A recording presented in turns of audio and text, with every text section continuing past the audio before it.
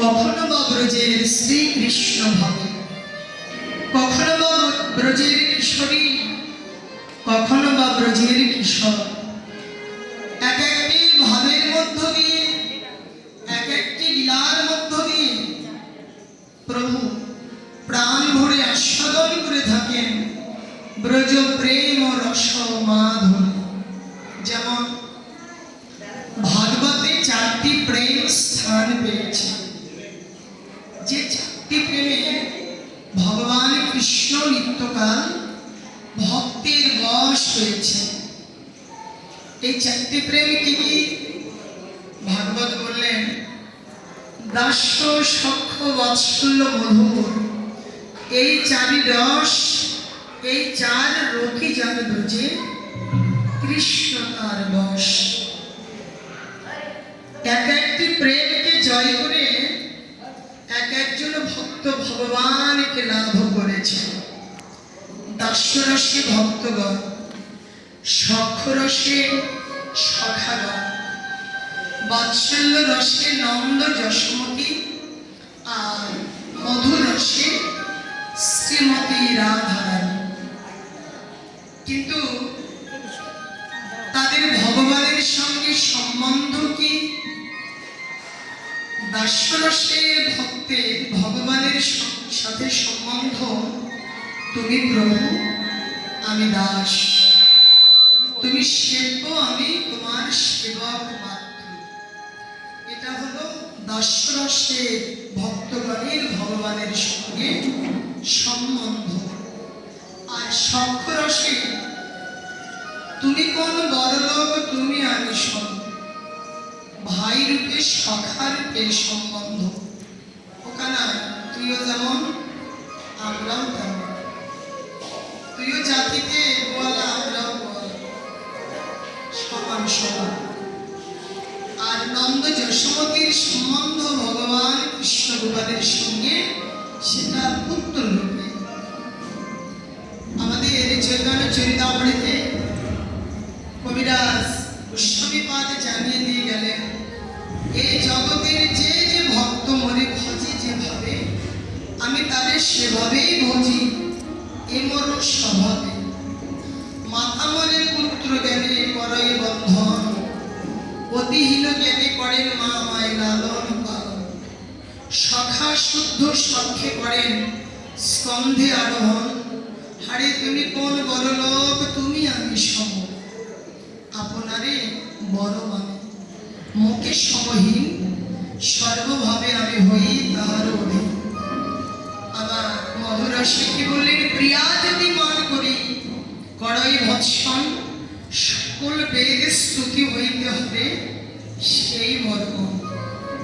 মা যশোমতী পুত্র জ্ঞানে তাকে প্রতিপালন করেছেন, লালন পালন করেছেন, কিন্তু মা যশোদা তিনি কোনোদিন বুঝতে পারেননি যে আসলে আমার আরাধ্যা শ্রী নারায়ণ, যিনি শঙ্খ চক্র গদাবদ্ধ ধারী, তিনি আজ আমার ঘরে গোপাল রূপে পুত্র রূপে আসছেন। মা এটা জানে না, না জানার কারণে মা তাকে হীন জ্ঞানে লালন পালন করে।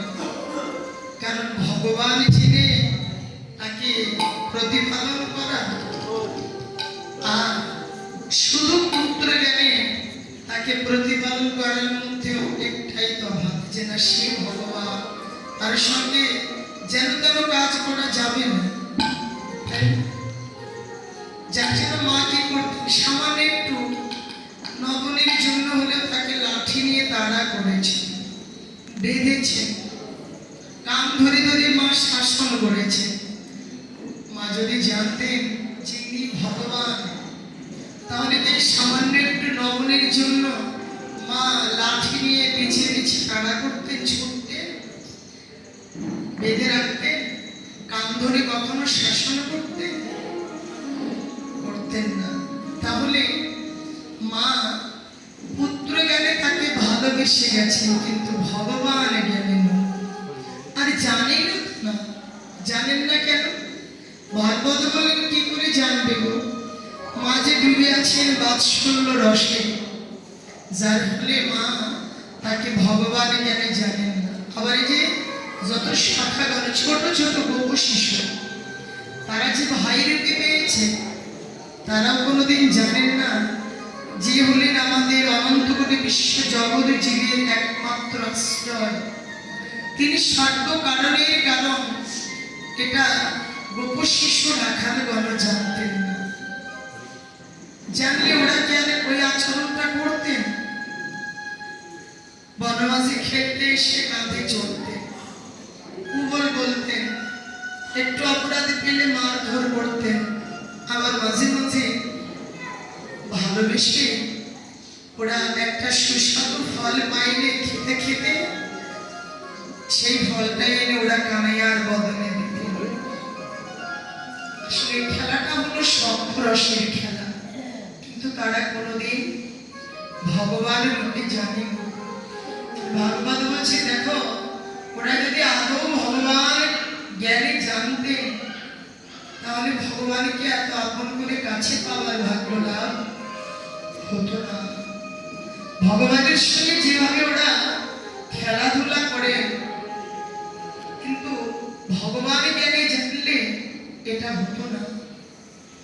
ডুবে আছে শঙ্খরসে, যার জন্য ভগবানকে ওরা কোনোদিন ভগবান রূপে জানেননি, বোঝেন। শুধু এইটুকু জেনেছেন যে ও যেমন আমরাও তেমন। বাহ। আর এদিকে মধুরসের পাত্রী শ্রীমতী রাধারানী গোবিন্দকে ভালোবেসেছেন পতি রূপে, কিন্তু রাধারানীর দেখুন গোবিন্দের প্রতি যে প্রেম, যে ভালোবাসা, সেই ভালোবাসাটা আবার কেমন ছিল। রাধারানী গোবিন্দকে ভালোবেসে গেছেন, কিন্তু রাধারানীও কোনোদিন কখনোই জানতে বুঝতে পারেননি যে গোবিন্দ অনন্ত করে বিশ্ব ব্রহ্মাণ্ডে সকলের পরাণ বন্ধ। রাধারানী এটা কখনো জানতেন না। রাধারানী শুধু একটি কথাই জানতেন যে গোবিন্দ শুধুই রাধার বন্ধ, উনি আর কারোর বন্ধ নয়। কিন্তু গোবিন্দ বহুজন বন্ধ, এটা জানেন না।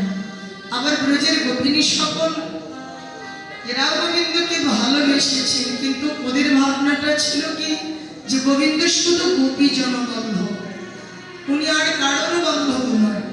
কিন্তু গোবিন্দ জগজন বন্ধ, এটা গোপিনীগণ কখনোই জানতেন না।